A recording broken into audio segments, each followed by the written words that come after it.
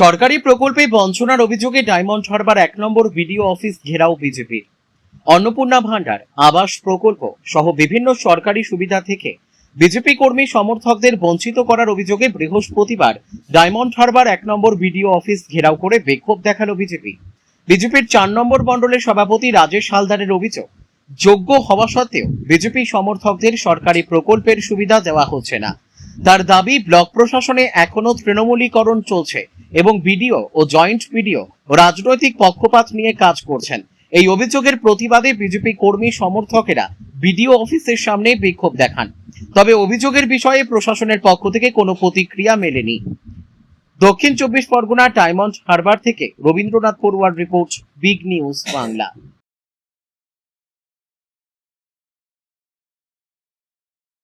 আজকের আপনাদের প্রতিবাদ কর্মসূচিটা কিসের উপর?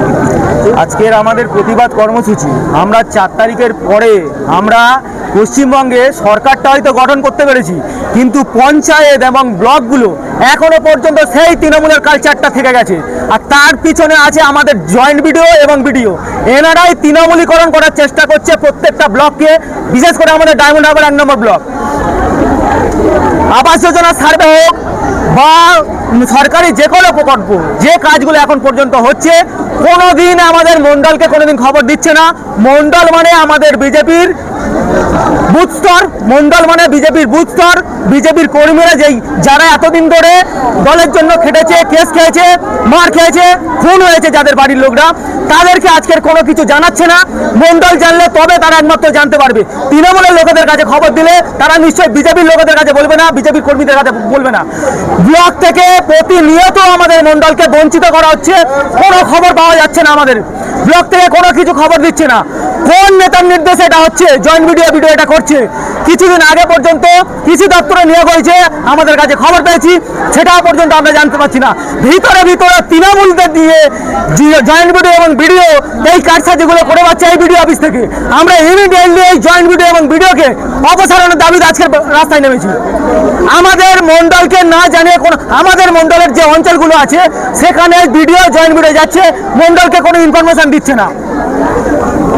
যেখানে নিজের ইচ্ছে হচ্ছে সেখানে এমন কেউ ব্যক্তি আছে তাকে নিয়ে ঘোরাঘুরি করছে, কিন্তু মন্ডল সভাপতিকে, মন্ডলকে কোনো ইনফর্ম করা হচ্ছে না। সরকার তো আপনাদের ঊর্ধ্বতন, সরকার আমাদের হলে কি হবে? সিস্টেমটা এখনো পর্যন্ত তৃণমূলেরই হয়ে আছে। আর এই সব কিছু বিডিও জয়েন্ট বিরোধের জন্য এখনো তৃণমূল কালচারটা এই বিডিও অফিসগুলো ঘুরে বেড়াচ্ছে, আর যার জন্য তৃণমূলের হারে মাত্রা এখনো পর্যন্ত ডায়মন্ড হারবারে বুক ফুলিয়ে ঘুরছে।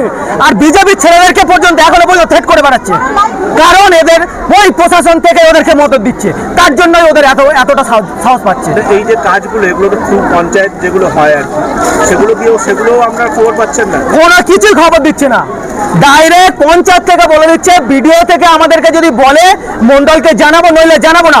মানে এতদিন পর্যন্ত ভিডিও তো আমাদের থেকে নাম চেয়েছিল প্রত্যেকটা পঞ্চায়েতে, মন্ডল থেকে নাম দেওয়ার জন্য, তাদেরকে কেন ইনফর্ম করা হচ্ছে না? তাহলে এখনো পর্যন্ত পঞ্চায়েত থেকে সাহেব আছে কিসের জন্য বলছে যে ভিডিও থেকে আমাদের কাছে কোনো ইনফর্ম নেই?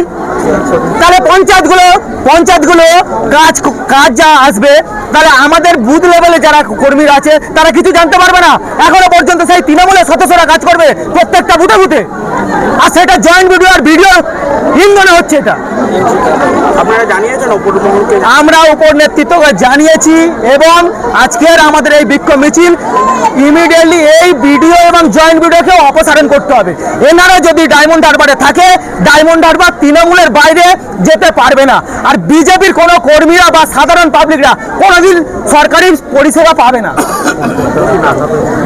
আপনার নাম? আমার নাম রাজেশ হালদার, ডায়মন্ড হারবার 4 নম্বর মন্ডল সভাপতি।